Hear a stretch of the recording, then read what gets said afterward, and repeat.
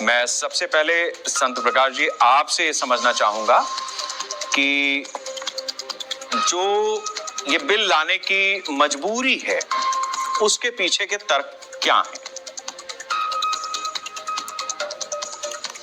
नहीं, इसको मजबूरी कहना ठीक नहीं। वंदे मातरम जो सही मायने में अगर इसके इतिहास को देखा जाए तो इसको देश की एकता के लिए एक मुख्य गीत के रूप में इस्तेमाल किया गया बंग भंग के दौरान। ये एक उपन्यास है आनंद मठ, उसमें से उसका मुख्य गीत है। उसका वो गीत जो बंकिम चंद्र चटर्जी ने लिखा, उसको जब बंग भंग हुआ तो 1901 में पूरे पश्चिम बंगाल और बंगाल में जब क्रांति शुरू हुई और बल्कि पूरे देश में बंग भंग को पुनः विलय करने के लिए जो क्रांति हुई, तो उस क्रांति के पीछे यही गीत था, वंदे मातरम सुजलाम सुफलाम मलयज शीतलाम। इस गीत को गा करके उस वक्त हिंदू, मुस्लिम और तमाम देशभक्तों ने कि हमें इस देश को मुस्लिम और हिंदू के बीच में बांटना नहीं है। जो बंगाल को जो बांटा जा रहा बंग भंग जो है, इसको उसके खिलाफ इन्होंने आंदोलन किया और 5 वर्ष लगातार मिलकर के आंदोलन के बाद वो बंग भंग जो है वो डिसॉल्व हुआ, यानी वो जो बांटने की जो प्रक्रिया थी वो रोक दी गई। ये अपने आप में उस क्रांति गीत का एक परिणाम था। मैं मान करके चलता हूँ कि जिसने पूरे देश को, हिंदू मुस्लिमों को जोड़ करके उस क्रांति को संपन्न करने का मुख्य रूप से काम किया। एक्चुअल में वंदे मातरम जो है इस देश का गौरव गीत है। इसका मुख्य रूप से इस पर जो चर्चा चल रही है और ये देश का मुख्य गीत राष्ट्रगान बने, ये अपने आप में एक बहुत गर्व का विषय होगा। बहुत लंबा समय हुआ है इस गीत को सम्मान देने में। ये आज जो है ये विधेयक रखा गया है इसको राष्ट्रगान के रूप में बनाने के लिए। तो मैं समझता हूँ कि इसमें सबको साथ मिलकर के, क्योंकि इस गीत में एक बहुत बड़ी क्रांति छुपी हुई है, एकता की क्रांति छिपी हुई है, उसका सम्मान करता हूँ। ठीक है संत प्रकाश जी, मैं थोड़ा सा करेक्ट कर देता हूं कि इस गीत को राष्ट्रगान के बराबर का दर्जा दिया जा रहा है, लेकिन राष्ट्रगान ये नहीं होगा, ये राष्ट्रगीत है। बिल्कुल। इसके प्रावधान इस तरीके के होंगे कि जैसे राष्ट्रगान पर या हमारे तिरंगे का अपमान, उसमें जो प्रावधान है उसी कैटेगरी में इसको ले जाया जा रहा है। इसको कहीं से भी ऐसे मत समझिए कि हमारा जनगण मन जो है वो राष्ट्रगान नहीं रहेगा, वो अपनी जगह पे इंटैक्ट है। ये उसके साथ में एड ऑन हो रहा है हमारे राष्ट्रीय गीत, यही है इसका मतलब। आपकी बात से असल में दूसरा मायने निकल रहा था, इसलिए मैंने इस चर्चा में क्लियर कर, मैंने अभी उसी पे बहस होने लगती। बड़े तो बड़े, इसका जवाब ले लेते हैं, इसका जवाब लेते हैं। संत प्रकाश जी, कांग्रेस की दलीलों से आप क्या कहेंगे? हाँ, मैं इन्हीं की बात पर मैं बर्दाश्त नहीं हो पा रहा था, तो मैंने कहा कि हाथ ही खड़ा करना पड़ेगा। इनफैक्ट क्या है, ये नीट पेपर लीक हुआ और जो नकल का जो मसला है उस पर ये लोग इकट्ठा हुए हैं, उसका आवरण लेकर के। इनको ये अच्छी तरह मालूम होना चाहिए 1991 में नकल विरोधी कानून माननीय कल्याण सिंह मुख्यमंत्री थे और राजनाथ सिंह जी उस वक्त में शिक्षा मंत्री थे, वो बना। और उसी कानून को जब समाजवादी पार्टी और बहुजन समाज पार्टी की जो गठबंधन सरकार बनी, उन्होंने उसको खत्म कर दिया कि नकल तो होगी, नकल को रोका नहीं जा सकता। भारतीय जनता पार्टी किसी भी सूरत में, आरएसएस के जो हमारे जो स्कूल हैं वो किसी भी सूरत में नकल को बर्दाश्त नहीं करते। मैं निजी तौर पर जानता हूं कि जो आरएसएस के स्कूलों में अगर सेंटर पढ़ते हैं तो सेंटर वाले जो हैं वो परेशान हो जाते हैं कि इस स्कूल में तो नकल नहीं होगी। और मैं आपको अच्छी तरह बता दूं, कांग्रेस के जो प्रवक्ता हैं वो ध्यान में रखना, ये सारा मसला इसलिए खड़ा हुआ है कि अब ये जो नकल का जो मसला था ना, जो नकल के नाम पर जो माफिया चल रहा था, वो अपने अंतिम श्वास ले रहा है। और अभी आपने बात कही कि आरएसएस के झंडा नहीं फहराया जाता था, ठीक है सुन लेंगे, आपकी बारी में बात सुनेंगे। आरएसएस के झंडा नहीं फहराया जाता था। 2002 में हम फ्लैग एक्ट लेके आए अटल बिहारी वाजपेयी जी उस वक्त में प्रधानमंत्री थे। उसके बाद में आप अपने जो संस्थान है वहां पर झंडा फहराने के योग्य बने। उससे पहले कांग्रेस के समय में आप अपने संस्थान पर झंडा भी नहीं फहरा सकते थे। इसलिए जो आप हमेशा बात कहते हैं ना कि आरएसएस के कार्यालय पे झंडा नहीं फहरा, इसलिए नहीं फहरा क्योंकि उस वक्त में प्रावधान नहीं था। अगर कोई फहराता था तो पुलिस उसको पकड़ लिया करती थी। और 2022 में जो पॉलिस्टर का जो आज झंडा बन रहा है, चल रहा है ना तमाम, ये भी इसके लिए भी हमें कानून बना करके लाना पड़ा।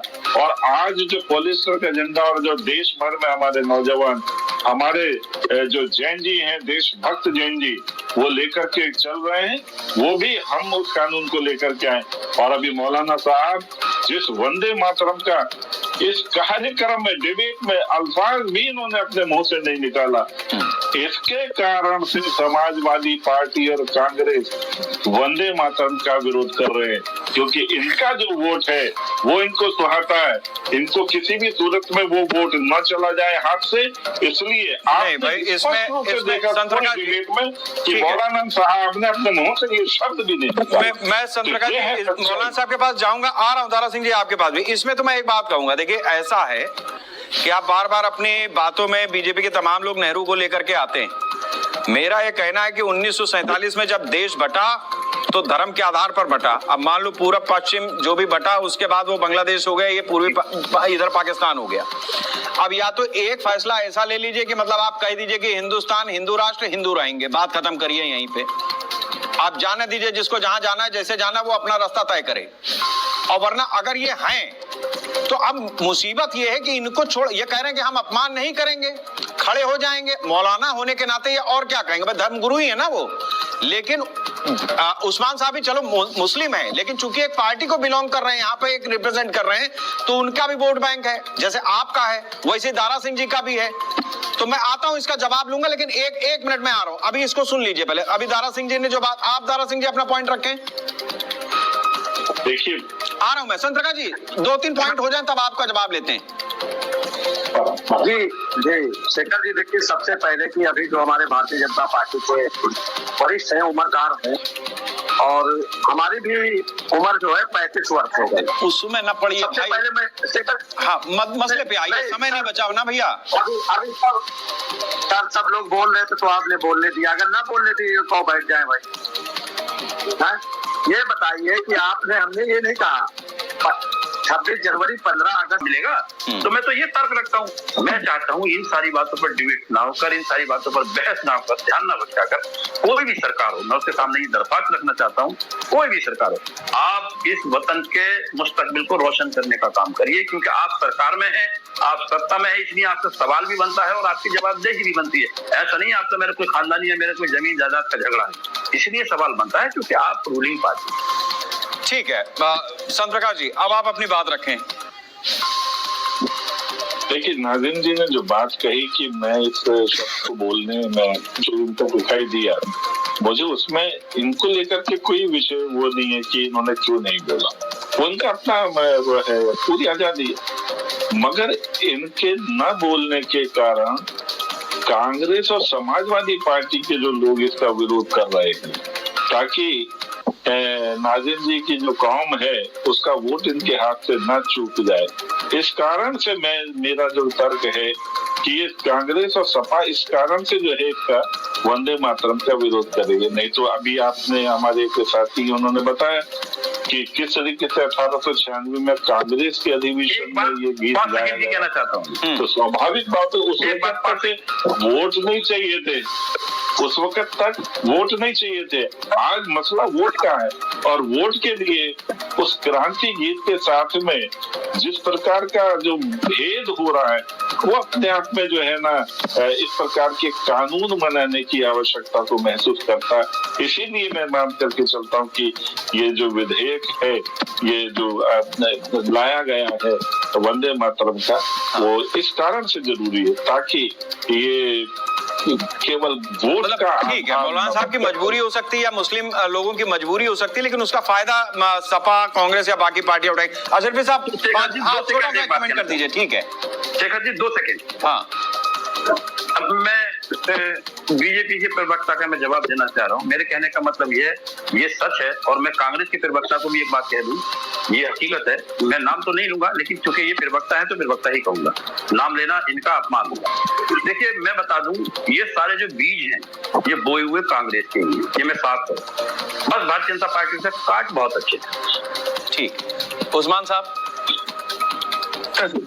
ऐसा कुछ नहीं है, बोए हुए बीज है। कांग्रेस ने जो इस देश को 70 साल में इतना कुछ दे दिया, देश ये तो उसको ये मिस यूज कर रहे हैं, ये उसके नाम को खराब कर रहे हैं। आज कांग्रेस की देन है कि दिल्ली के अंदर इतने फ्लाईओवर्स हैं। आज कांग्रेस की देन है कि देश के अंदर इतनी सारी संस्था जो बनाए हुए, इन्होंने क्या बना दिया आज तक? ये तो और तोड़ने में कर रहे हैं। ये आज रामपुर में भी तोड़ रहे हैं, आज यहाँ तोड़ रहे हैं, ये तोड़ने का काम कर रहे हैं। ये मोहब्बत की दुकान नहीं चला रहे, ये नफरत की दुकान चला रहे हैं। इनका काम ही जो है खराब करना है कि हमारे बीज बोए हुए अच्छे थे, उस पर फल उग रहे थे, ये फल को तोड़ के खराब कर रहे हैं। इनका काम ये है, एथेनॉल बना रहे हैं, वोट की राजनीति, आपके फलों से एथेनॉल बना रहे हैं। ठीक है, ठीक है, दारा सिंह जी से भी जवाब ले लेते हैं। ठीक है, हाँ भाई दारा सिंह जी, आप लोगों ने जो बीज लगाए उससे जो फल पैदा हो रहे हैं, बीजेपी एथेनॉल बना रही है उससे, है ये तो ठीक नहीं है। अब आप सोच लीजिए कि हर उसमें अवसर में तो धंधा बना ही देते हैं। मगर मैं शेखर जी साफ साफ कहना चाहता हूँ कि हर एक देश के मुद्दे को भारतीय जनता पार्टी गुमराह करने के लिए ऐसा